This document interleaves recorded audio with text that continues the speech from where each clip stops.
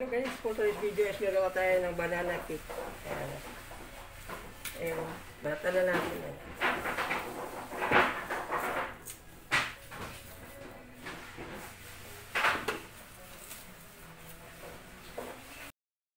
Tapos diniklikin natin yung saging guys. Diniklikin na siya hanggang sa lanta. Diniklikin na natin guys hanggang sa madurog siya. Durugin muna bago lagyan ng lagyan natin ng flour. Ayan guys, lagyan natin siya ng gatas. Powdered milk. Saka baking powder na rin.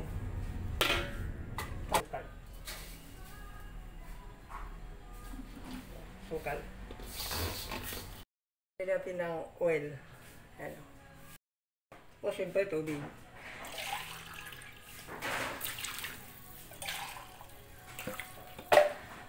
Tapos haluin lang siya. Halu-haluin lang, halu-haluin. Hanggang sa yung asukal, matunaw. Tapos lagyan natin siya ng margarine. So ayan guys, lagay natin tong harina dito. Lagay natin dito. Lagay natin yung harina. So ang gawin natin, haluin na natin ganito. Halo-halo. Ayan. Halu-haluin.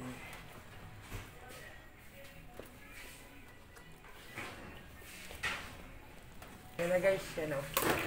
Lagyan na natin yung sa lagayan. Actually guys, hindi banana loaf yung ginawa ko. Banana cake yung ginawa ko. Banana loaf. Pero same lang sila ng yung timpla. Same lang po sila ng timpla. Ayan. Banana loaf to. Tapos ko na nalagay sa lagayan. Lagyan natin ng mantika guys. Yan. Para guide niya. Pag yung pagtubo niya. Dire-diretso pataas. Hindi siya yan. Tapos ito, pwede na to. Isasalang na to.